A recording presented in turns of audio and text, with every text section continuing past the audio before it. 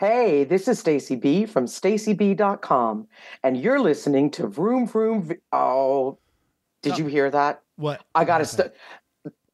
I didn't real. I have the earphones on, so you didn't hear that, but my stupid Outlook beeped. So let me. Can we do a take two? Of course. Okay.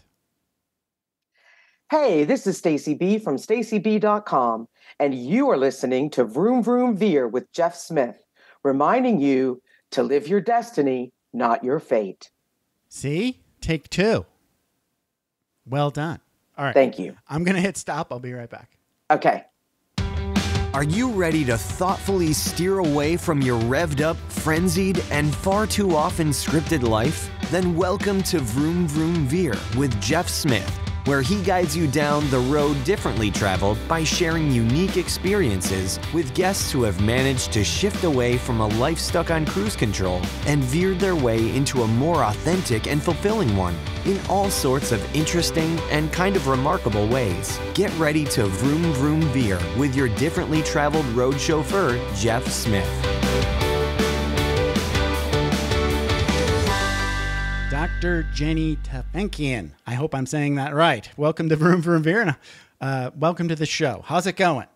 Fantastic. Excited to be with you here today. Yeah, thanks for being here. I was trying to say that. It didn't work out.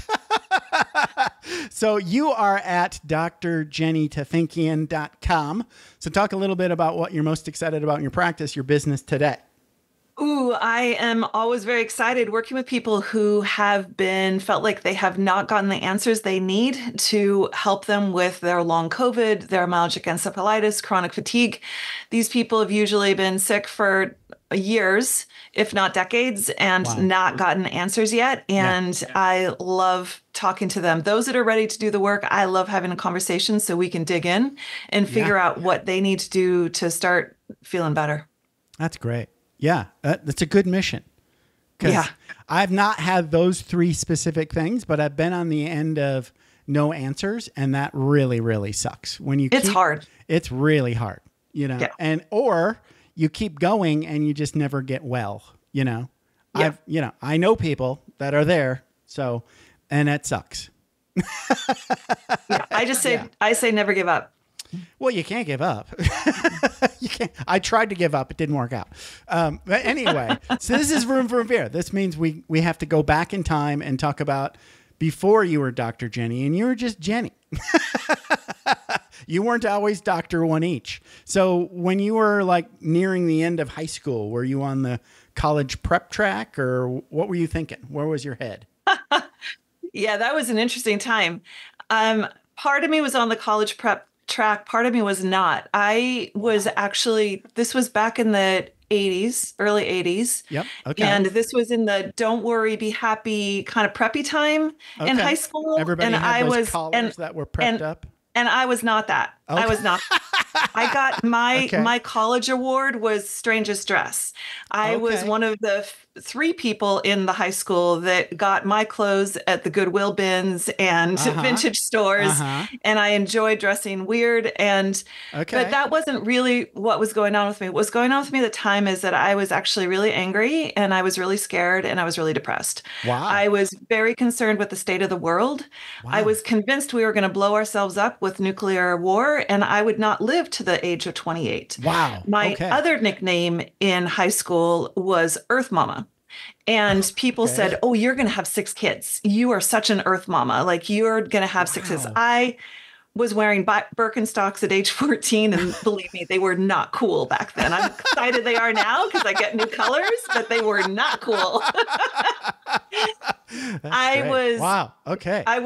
I'm getting a visual now. Yeah, but I really, really, really was upset and I was really scared and I was really mad. And I was really mad at the adults for having gotten us into this situation. And I was mad at my peers. Are you telling me that there were adults on Earth at some point? I might have to take exception with you on that. I haven't found one yet. I was, I really was very concerned and kind of in this nihilistic existential state. And that's where I was. Yeah. Okay. So what happened then? Did you end up going to college or did you Go travel. Okay, you did. Okay. I did. I went to college really because I just wanted to get the hell out of Dodge.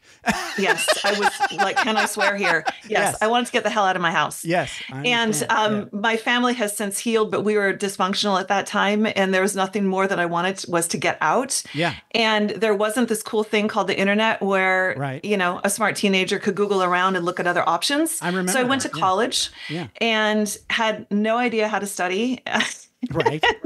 I had gotten by without studying. You were sort of on the college prep course because your mom and dad were probably making you do that, or all your friends were doing that. I was doing. Okay. I was sort of the prep course because I was really a bizarre, odd kid, to be honest. I mean, I go earlier back. I was in fifth grade. There was a sixth split class, and there were 5 of us fifth graders and the rest were sixth graders. Wow. And because I had learned so much in math and gone so far ahead in math as a fourth grader that I spent fifth grade math time with sixth teaching the other kids how to do math in the paper supply closet. And that's what I did.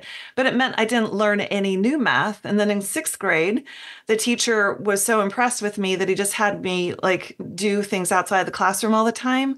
And then when we went to the middle school and I was with other peers feeding from other schools, there was a whole thing where all of a sudden I couldn't do math at the level that I should have been able to do math. Nobody ever taught me how to do square roots or those things. Right. I was just really good at doing the basic math. Yeah. And I sort of started to develop some complexes around doing math and actually failed algebra in high school. Wow. And nobody saw that coming. Yeah. And my mom didn't. My mom was out of town. She was a sixth grade teacher. So she was out at teaching outdoor school and she was gone that week. And my dad was home. My dad was really this amazing, charismatic human that could be so much joy and so much fun and really great to be with. And he could also struggled with depression. And I hit him on a bad day, told him I flunked algebra, and he put his head on the table and cried. And I was left with like... He took it on. He took it on. He did, which is part of I think part of the immigrant generational heritage trauma that he had of like, oh, we failed. We were always told we were bad and now we have failed. And now here you are evidence of this generational sense of you're not okay. I get it. And here I was. And I was like this kid going, okay, now what? I already felt shit about myself. And now dad's crying and there's nobody here. Like, right. And, my dog died last year, so there's nobody here to buoy me up. And it really created a complex. So it took me, was I on the college track? Yeah, I was also in all the advanced placement classes. I was also in the talented and gifted track. I was tested out as being pressure. But it was sort of I would sort of play these two different sides of, the outcast, I'm pissed off at the world kind of thing and not doing great. And basically in high school, if a teacher was willing to challenge me, I did really well in their class. Okay. If a teacher, if I thought they were bullshit or they weren't willing to challenge me, I did terrible. Like I had no study skills. I kind of like it. You're kind of a badass in high school. I had attitude. Yeah, you did. I had attitude. You definitely were a badass. I had a moment of badass, like when I was in kindergarten. Like the teacher, you were that kid. we were playing. We were using crayons, right, in kindergarten, and we had these little like cut open milk. Those little milks that they gave you, the carton of milk. I remember them. Yes. Yeah. We cut the tops off, and then they were like in box, like a little, like, I don't know, grid of boxes, right? That was your storage container for your crayons. And for whatever reason, I struggled to get my crayon box back into the thing, right? I was like, what the hell? I couldn't, figure it out. And the teacher's yelling at me, Jeff, come back. So I just set him down on the thing. And I guess I'll do that later. I'm getting yelled at. I guess I'll go sit down. And then she walks over and says, well, you didn't put your crayons away. Go sit in the hall. And I went, I wanted to explain, Yeah. I tried to put him in there. I couldn't get him in there. And then he told me to sit down. So I sat down. Yeah. I didn't get any of that out. Right. She was just like, bap, bap, bap. in the hallway. And I was like, screw you. I went up to the hallway and then I walked home. Oh, good for you. That was my only badass moment. Well, there might have been more, but I didn't have a whole lot of badass moments, but you had some badass moments in there. I did. I was gonna reflect on so I remember like in middle school, my two friends in 7th grade, best friends, were like in the advanced math track in the same 7th grade math class. Right. They were just like, well, you guys are a little bit ahead. Go over here and sit here and use this book and this thing. Right? They're already like stratifying the dumb from the smart kind of. And for most of the year, I was not hanging out with my two best friends in this class. It was very weird that we were all three of us in a room together. Yes. I think that was the only time it ever happened. And so one of those kids became a chemical engineer, so an actual math person. Yeah, right. The other guy became like an actor, right? Interesting. Yeah. And I think the teacher just took pity on me. It was like, oh, Jeff is like not hanging out with his two best friends, and sort of like graced me into their little group there. And I really struggled. But it was fun, you know? It was fun. Yeah. It was 7th grade. You know, who cares if you struggle in 7th grade? But I remember that. But then later on, I realized, oh, geez, I'm not on the college prep class. I'm taking like career English. I'm not taking college prep English. Yeah. And it wasn't like I signed up and went, hey, I don't want to go to college. It just happened, you know? Yeah. Interesting. Yeah. Interesting. In my school, it was just like, no, you're not there. Right. It was almost like, you know, I don't know. Do your parents bowl or golf? Yeah. Interesting. So you didn't go to college? No, I joined the Air Force. Yeah. Oh, interesting. I did eventually go to college. You know, yeah. I could write a book about how to get a 4-year degree in 20 years. It was awesome. Yeah. But no, not out of high school. That's a whole nother story. Yeah. But let's move on because this is about Dr. Jenny. I know. I was going to start asking you questions. You should. This is a conversation. So if you get curious about anything, please feel free. That's what humans do. When they get curious, they ask questions. That's right. Well, I want to know where you grew up. I grew up in the Upper Peninsula of Michigan. Oh, okay. Yeah. So like, you know, kind of like Canadian. It's a little bit like what's that Prairie Home Companion vibe? It's like Fargo so vibe. smaller town. Very, very small town. Yeah. And I think that makes a difference, right? I mean, because I grew up in Portland, Oregon, which is not a huge city, but it's a city. Yes. And so because I'm thinking about all those classes that were stratified, and I was in the English class that was advanced placement, and shout out to good teachers because it was the good teachers. It was the little tiny little handful of really excellent teachers that I had that got me to be able to do what I am doing today. Same. Because it was Constance Person, who probably is not even still alive. If she is, thank you. Right. But she taught the advanced placement English in our high school, and I had her junior and senior year, and she rode us hard, and she was so good. She rode us hard in terms of pushing us academically. She made us teaching us the classics. She made us write these huge thesis papers. I chose an author. Basically doing college work in high school. Yeah, more than college. I read everything. I had to choose junior and senior year. Each year we chose an author. We read everything that author wrote, and we had to write these huge thesis papers. Right. And it was great. And I, my first ones were slashed, with absolute horrendous grammar, punctuation. You totally need that. Yeah, but I remember my brain turning on senior year doing this paper. I remember being up all night long. I stayed up for like 72 hours straight. That's a good buzz paper, right there. but I remember my ability to organize my thoughts and really go into these deeper concepts. And there's something that happens with the brain where you do make this intellectual leap around 17, 18 years old. And I just remember things clicking and how great that felt to use that part of me and to just be in this world of ideas and concepts around death and living and what life was and beauty and pain and all of these very human things. Yeah. Wow. And for that to be something that I just experienced on my own at 2:00 in the morning in my bedroom was so profound that I think that turned me on intellectually. And I see that missing in a lot of kids right now that they're not honestly pushed hard enough in academics to see if they can turn that light on. Right. Because it's that fed me, even though I had this sense of failure in me from generationally what I inherited and also from this algebra experience.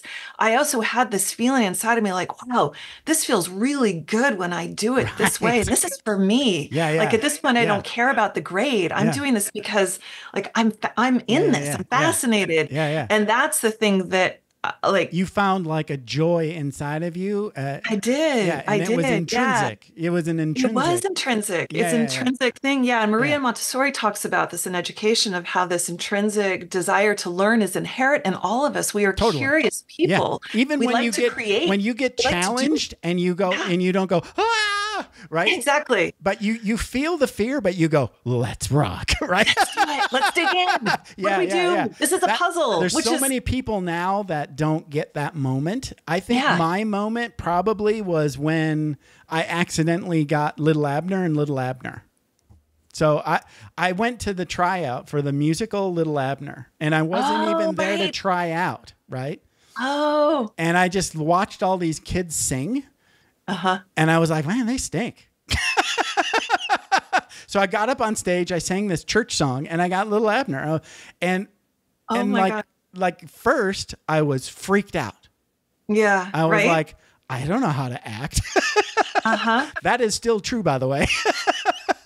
But I could sing and fake dancing. And I was a really good memorizer of words, right? Cool. But yeah, I remember that. Like, that feeling of, oh shit, let's do this. Yeah. That's missing, I think, for a lot of people. And it doesn't really mean that, maybe whatever that thing is that got you there, it's not necessarily going to be turned into a job. It's more like what you're saying. It's some sort of activation. Exactly. It's like, oh, work can be fun. Exactly. Right. Yeah. Right. And I still feel that every day when I'm working, like that feeling of like, oh, there's this person in front of me with this really complex health condition. It's a puzzle. It's an enigma. Yeah. I'm excited to dig in, like as a detective, like what do we find out? What have they done that hasn't worked? What am I bringing to this that I'm thinking needs to be explored? What questions to ask? What labs to run? And there are those moments when sometimes I'm not sure, I'm lost. And then it's like, oh, okay, I don't know. So now what do I need to do? Okay, what do I need to read? What do I need to investigate? Right. What do I need to look online for? Do I need another test or understand right. Yeah. Or what do I even need to learn? Like literally, I mean, that's the thing. Yeah. Sure. I'm laughing because I remember when I was in medical school, over 20 years ago now, and people talked about this is a lifelong learning journey, and it is. I mean, this is a great. That's why they call it practice. That's why they call it practice. That's what I used to tell my students. This is why they call it the practice of medicine. You are practicing to see, and you're continually improving and getting better. It's the best model, I think. Yeah. You know, it's a real. I heard somebody say something like, and he was a physicist. And he was like, when we make models, they're not to be believed. They're to be tested. Yes. Right. And, most physicists don't say that. Right. Right. Don't believe the model. Test it.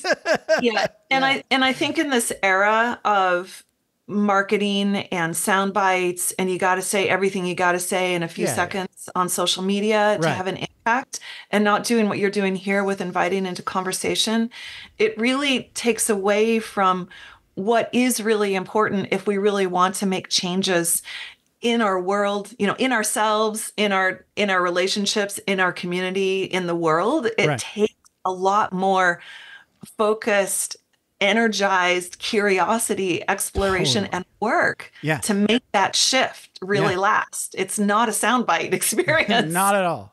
No. I mean, if a human life of, roughly 89 to 90 or 100 years is a soundbite, yes. Okay. Right. Galactically speaking, it is. Right. Right. But not at our time scale. Speaking, it is. That's true. Yes. But not at our time scale. Anyway. Right. I digress into weirdness.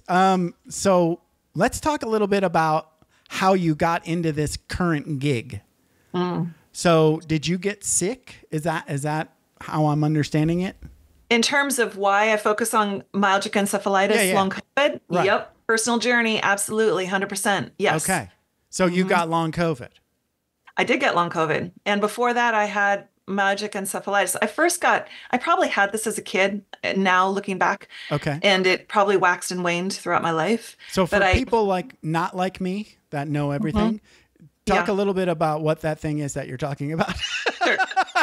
So chronic fatigue syndrome has been a term that we've used in this country for decades to explain this, what I'm going to be talking about. Myalgic encephalitis is what the rest of the world has called it. There is a move now to call chronic fatigue syndrome myalgic encephalitis in the United States because it is a much more accurate description of what's actually happening. Interesting. Oh, so myalgia, I know that word. And then muscle. Yes. Well, it's that connective tissue, right? Yeah. Right. And then encephalitis, I've heard that before, but as it refers to the brain. The brain. Okay. Inflammation of the brain. So it's inflammation of myalgia? Is that where we're going with that? Basically there's inflammation in the body and in the brain. Okay. And that causes havoc. I've heard that before. I think I've had that before.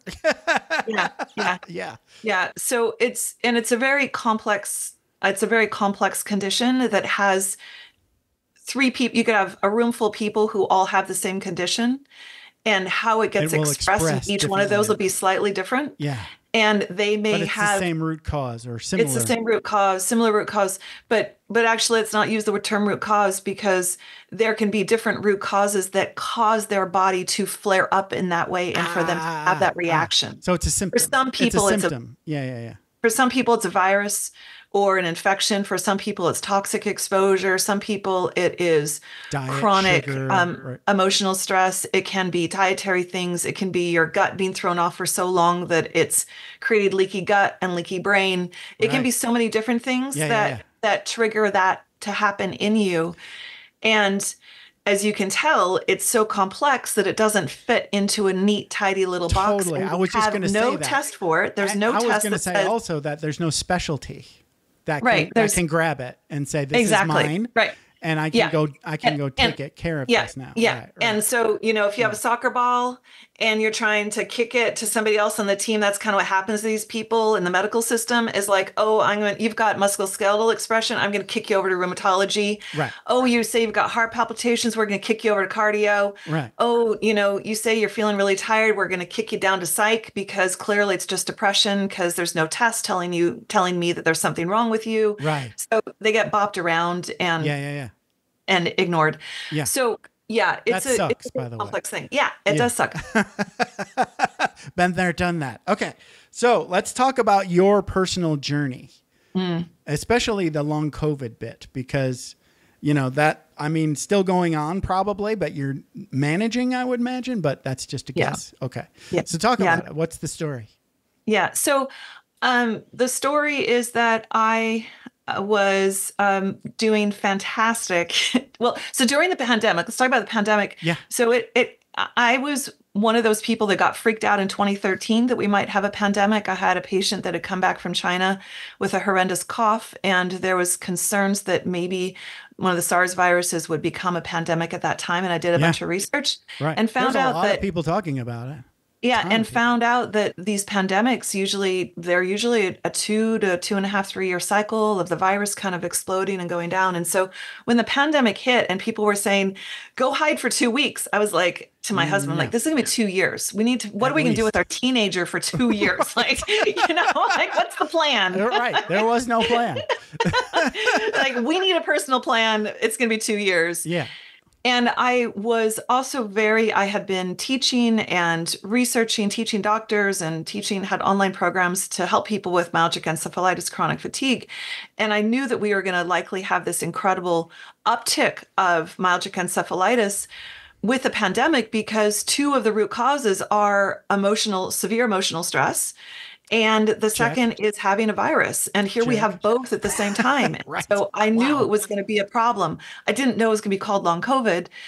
And I was pretty sure that what I knew from working with people with myalgic encephalitis and my own healing journey of healing from it, that it would apply to long COVID or to this next thing. And then I rode through the pandemic doing great. End of the pandemic, I started traveling and had an amazing time and was so exuberant. There's something about when you've spent a decade like I had feeling sick, there's this amazing joy that never goes away when you can do whatever you want with your body. Like I was in London traveling by myself. It goes away and comes back too. It goes away, comes back. Goes away. Yeah, I was in London traveling by myself, free out of my little neighborhood, finally traveling again. Spent 12 hours walking around the city, got lost. My feet were bleeding from blisters, and I was happy as a clam, just so happy. Because and not at all worried about crashing from fatigue. Like I had an infinite amount of energy, and it was so fun just to explore and be on my own. I traveled up to the north to visit my family after that, and I was just celebrating that I was hiking and kayaking and swimming in the North Sea off the island of Iona and doing all these amazing things. Wow. And I had an abundance of energy to do it. And I just felt so full of life and was so excited and was about ready to make these huge shifts in my work.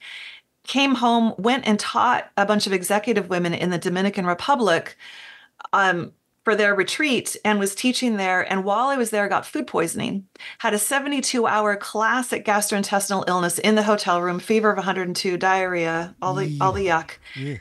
And there was somebody in the room next to me with a cough. And I'm like, that is a COVID cough. We shared a ventilation system. I could not open the windows. I was down in bed, just a sitting duck there. Yeah.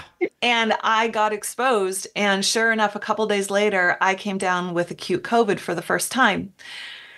My body responded incredibly well to it. I was very happy with my fever, which wiped things out. I had a productive cough. Day 7, I'm like, I'm rocking this thing. I'm feeling great. I'm going to be done in a few days. Thank goodness for everything I know and everything I do, and was feeling really good. On day 9, I remember going up to my room and I was like, uh-oh, something just shifted. And you felt what it.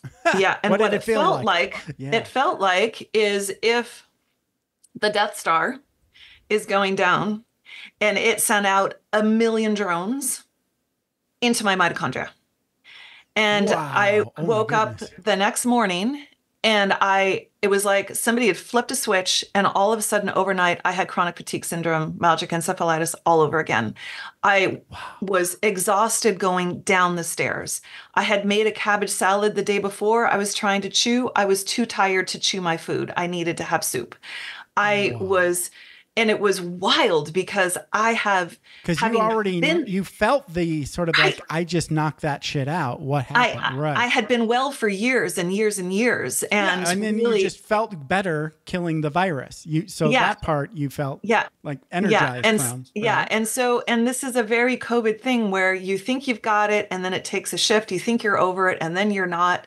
And it does these weird turns. And so it did land in my nerve. And the other thing I felt was it felt like we have this vagus nerve, the longest nerve in the body, that connects to the limbic brain, the emotional brain, and also to all of the organs. Right. And it felt literally like there was something vibrating in there and it was being attacked.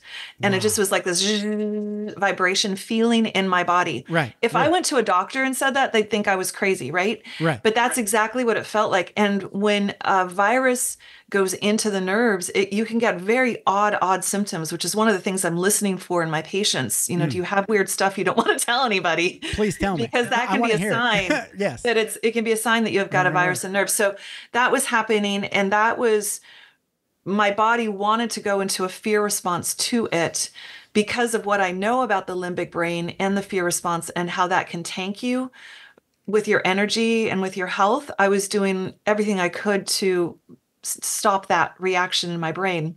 Okay. And the thing that is really interesting is that I always say that you fall into long COVID and myalgic encephalitis. There's always a setup. There's a setup that made you vulnerable to get this in the first place. Right. And I'm very aware what my setup was. With everything I know, I knew for about a year that I had a low-grade infection in my gut called H. pylori. It's a spirochete that causes ulcers. And I knew it was there, but my husband had it too, and we were sharing it back and forth. Oh, weird. We both needed to treat it at the same time for about 3 or 4 months to get rid of it. Okay. And because of the pandemic and his work schedule, and because of the pandemic and my travel schedule, we just weren't going to be together at the same place for long enough to carry all this stuff to take until the fall. And so I had put off treating myself that whole spring and summer, waiting until he was back and we were both back in the fall to treat it.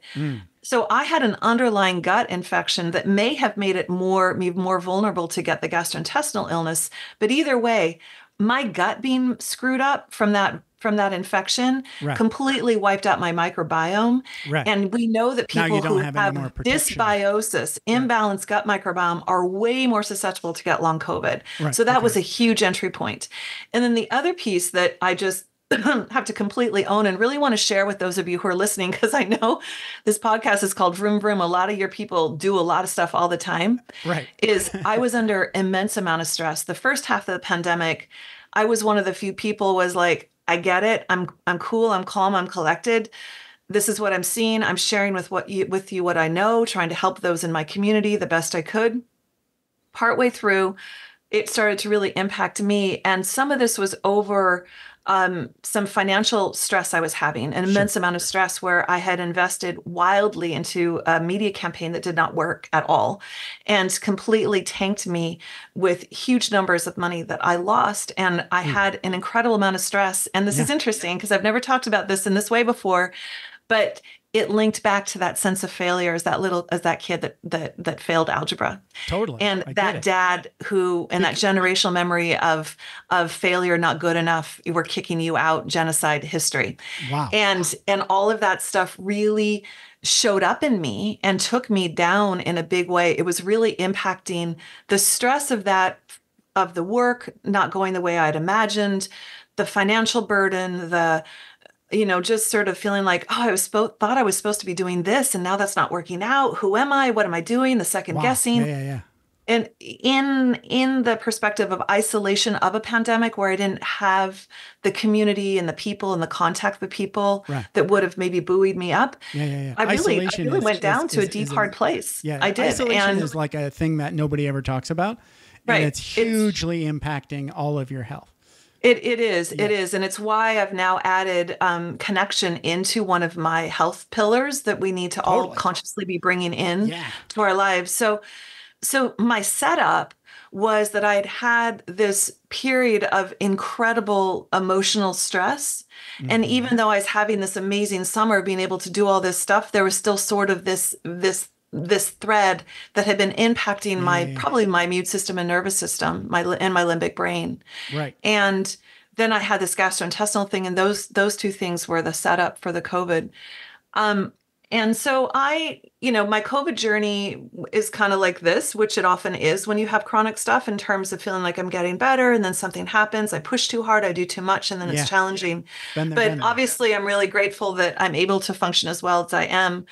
I joke because when about 6 weeks after I got it, I was part of this huge mastermind with a bunch of really great practitioners and physicians. And I had been invited to speak and be interviewed on a summit that I really wanted to be part of. And I was just determined I was going to go to this thing. And I arrived in a wheelchair. I got wheelchaired through the airport. I just knew I didn't have the energy to get wheelchaired through the airport. Wow. And I showed up at this conference, and people were used to me being high energy, dancing all the time. And I stood up. I'm like, I've got this thing. You made me see me lying on the floor. I'm a big advocate of being willing to be weird. And I travel with my blanket, and I would lie down on the back of the conference floor and rest if I needed to. I'm like, I'm still here, but I'm chilling. I'm healing this body. And I just kept doing all these techniques all the time so I could show up for this freaking interview. Right. Wow. But the thing that's really funny is I had severe brain fog. I mean, severe brain fog. And usually when I'm being interviewed for something like that, or in public speaking, I would have these visuals of what I needed to say next. Stuff would just show up and it would be fine.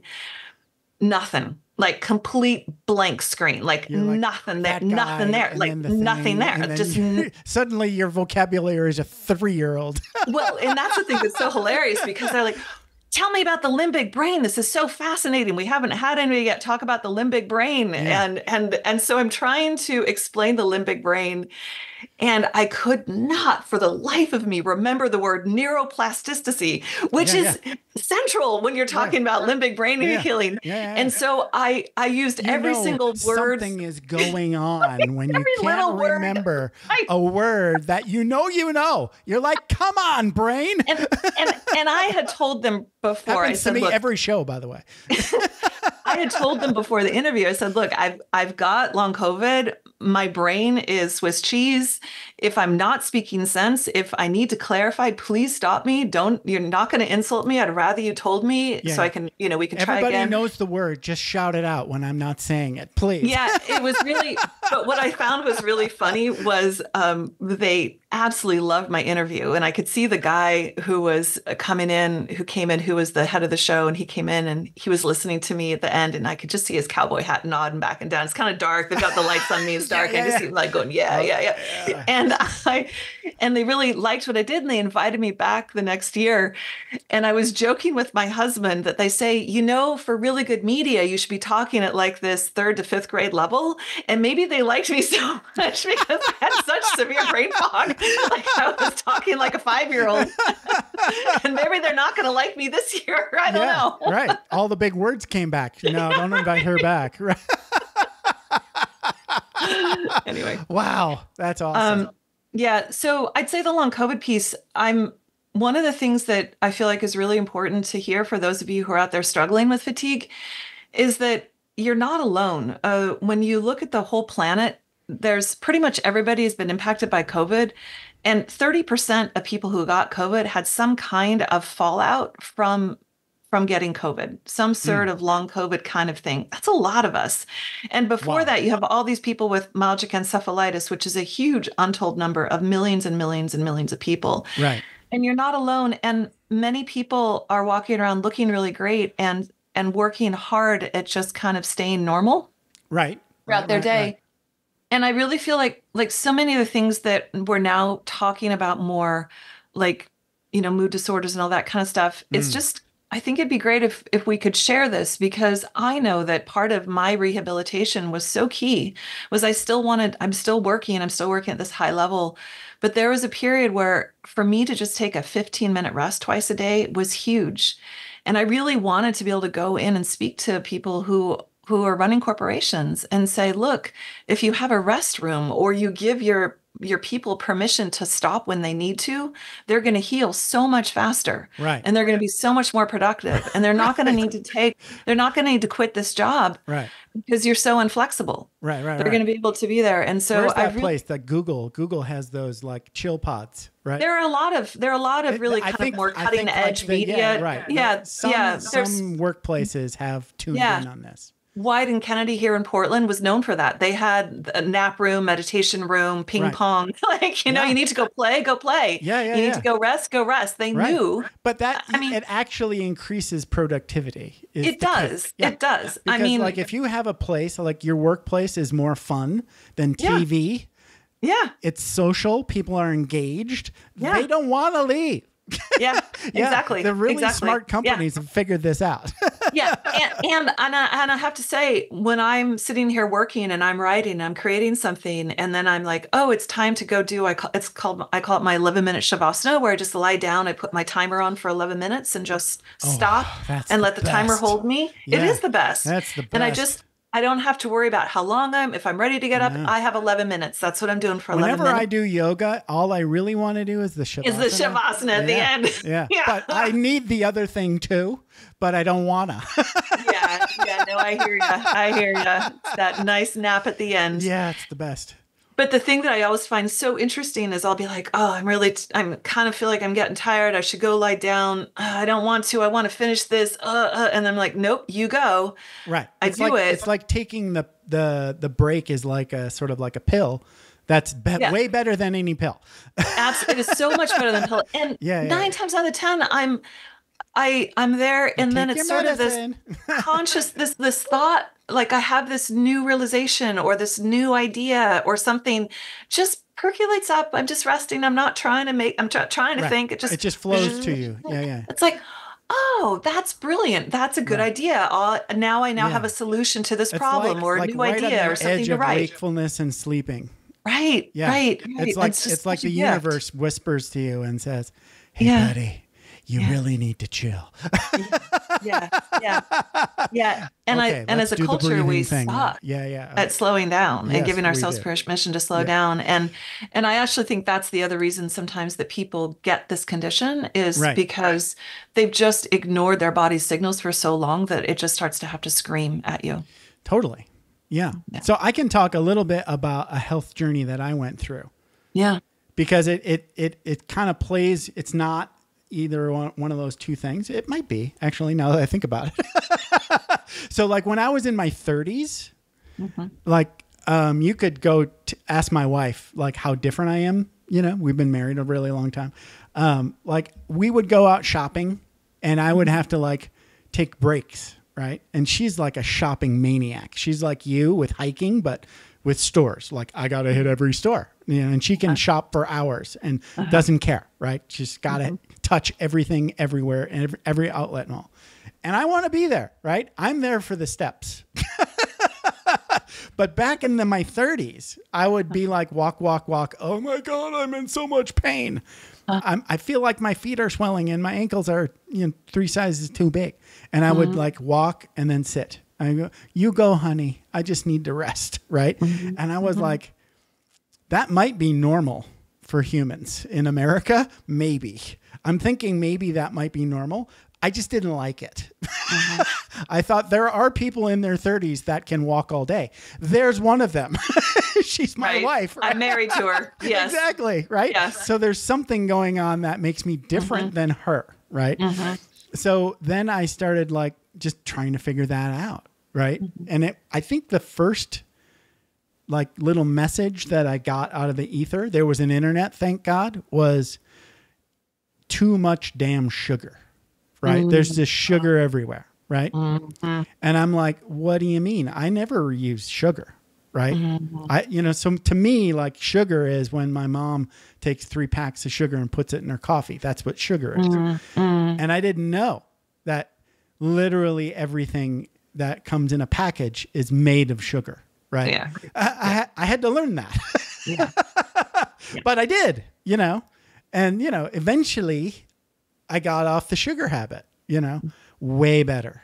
And then, there's the whole, I discovered green smoothies, but it all comes down to like, once I got off sugar, then I learned about the gut health thing and the green smoothie thing. And you really have to be careful about what you eat. Yes, you do. Because it's all like, I remember like when I first started this, I went to Starbucks and I went, there's literally nothing I can eat in that restaurant. Okay, wait. Okay, there's a hard-boiled egg and some nuts. I was going to say there's a hard-boiled egg and nut one that if you can do those foods. I'm going to have to throw away some of that, but I could eat some of that. Most of it, like 99% of it was not edible. Yeah. It was like sugary cardboard that was going to make me really bad and feel sick. Yeah. So did you go through something similar diet-wise, or were you already eating well? I went through something diet-wise way early. You talk about how weird I was as a kid. I grew up in a family where we had both good food from the Armenian heritage where we ate vegetables and real food. And then, of course, it was the 70s where, it's so fun to eat food astronauts, those weird bars the astronauts ate. Yeah. And Tang. My brother and I when my parents went out. To Tang when I was a kid. Yeah, I love Tang. We had that when we went camping. Oreos and Tang when we went camping. It was the best part when you run out of food. Day 7, it's all Tang. And we would fight over the Kraft macaroni and cheese when my parents went out. My brother and I would get Kraft macaroni and cheese, and we'd fight over who got the most plastic cheese. But I have to say, as a 6th grader, I was really into baking, and I started baking my own whole wheat bread. And as a 6th grader, when everybody else is Cheetos, 6th grader, Cheetos, bologna sandwiches, all this kind of stuff, I was going to school with my paper bag lunch of my whole wheat homemade bread, Wow. a big, huge chunk of cheddar cheese, Yeah. raw mushrooms, raw green peppers. And of course, everybody's like, you are a total freak. Weirdo. And I had read part of Linus Pauling's book. My dad had met Linus Pauling through this obscure thing, and I was proselytizing vitamin C. I was carrying these little things of vitamin C around and sharing them with people if they were getting sore throats. So I was weird early on. Yeah. And the food thing continued. I became a vegetarian when I was 14 and was a vegetarian for 10 years and was blessed to have this uncle who had also been a vegetarian. And he gave me this book called Recipes for a Small Planet that talked about the importance of protein and for vegetarians. And some of the ideas that have been poo-pooed since, but just it got me conscious that I may choose to not eat meat, but I need to be very conscious then about what I do eat. So I was one of the few vegetarians that was actually consciously trying to get enough legumes in my diet and nuts and seeds to get the proteins and the things that I needed. And so I actually, it came on really early for me and really easily. And I remember even my love of vegetables was odd. Like I remember a road trip to the beach with friends in first year of college, and it's late at night. Nobody's thought ahead. We're at the store trying to grab some food. It's the hot dogs or whatever. And I remember getting a box of alfalfa sprouts. And I was sitting there, we're on the beach there eating hot dogs and potato chips. And I'm like a little rabbit, eating my alfalfa sprouts. Like I was just weird. You're embracing the weird. I always embracing the weird. You got to embrace the weird. Yeah. I was going to say, I had a job at Nellis Air Force Base. It was like a temp job. Uh-huh. And I was bringing my green smoothie in a clear plastic, thing. Yeah. And I was also bringing like my Trader Joe's salad. So that was like my food for the shift. Yeah. And you know what the response was? You're a health nut. You're a health nut. I'm like, I'm a health nut? Is that real? I knew about standard American diet, right? Yeah. I think it'd just been a long time since I'd been around like people on it.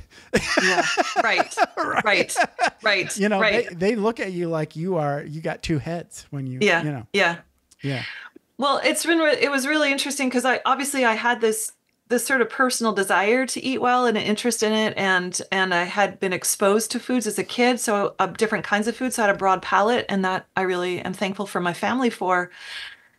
It was interesting when I got to naturopathic medical school because we're all talking about we study nutrition for years and years and years. I mean, it's not just a course. I mean, we actually really study it. It's the thing. Yeah. It's the thing. And this is back in the day when the Merck Manual, which is known as the Bible for medicine, when you look up different things, like I remember looking up allergies or asthma, and literally in the book, it said, diet has nothing to do with this condition. And I remember thinking, I was like a first or second year medical school. I'm like, do they not think we have a portal vein? Do we not think that there is some kind of connection between what goes into your stomach and to your liver and to the rest of your body? Like, what do you mean there's no relationship? It's like, what do you think happens to the food? That's not an adult put phrase. in? Like, where does it go? That's right. It's like something happens before it goes into the toilet. What do you think that is? People who wrote the Merck Manual. Right. And so I was like, no relationship? Seriously? You were a badass in med school. I was. Well, we were pioneers back then. We were talking about this thing called the gut and how important it was. And we were talking about things like probiotics to help people with all these different conditions. And we were called quacks. And then now they're doing poop. They're doing fecal transplants, for crying out loud. Right. Yeah. My husband, we've been together for decades, and he just came up laughing the other day, said, Netflix is trying to pitch me on this series that's going to tell me how important my gut health is for my longevity. And he's like, we've come a long way, kid. It's been mainstream. Yeah. Have you seen this thing on Netflix? There was a whole gut health thing. I want to say that's probably what he was talking about. That's probably what he was talking about. That's what he was getting pitched. Yeah. And that's where he's saying most of the people that were on that show were from Europe. Oh, really? Oh, interesting. Well, not all of them, but I know I didn't watch it. The main lady was like the main thrust was it's not, I don't know if it's completely mainstream in the US yet. It's close. It's really close. I know there's like way more awareness. You're more into it than me, but maybe I'm just swimming in a different pond. Well, yeah. I mean, I could easily be accused of being in a bubble for where I live. We're all in a bubble. And, we all are in a bubble with our own little filters on for sure. Yeah. But I do remember going and doing rotations. I did a lot of rotations in hospitals as a resident, and I did a rotation in the cancer, in the oncology department at Kaiser Permanente. And it was really great to work there and to see what all those amazing doctors are doing. But I had a really hard time sitting in the room where all the physicians are talking about their most challenging cases. And it's great. They get together at lunchtime and they put this, you got the radiologist and the oncologist and the surgeons, and they're all there and they're trying to figure out how do we help this person that's challenging. They put a case up. And I'm just sitting there at lunchtime, and I had my broccoli and my hummus and the things that I brought for my lunch. And I'm looking around the room and they're slurping down fries, Coca-Colas and, colored candies and, all this stuff. And I'm just like, people, like, really, like, they're overweight and smoking too. Yeah. Like what, why are we, what are we missing, folks? I don't know. I don't get it.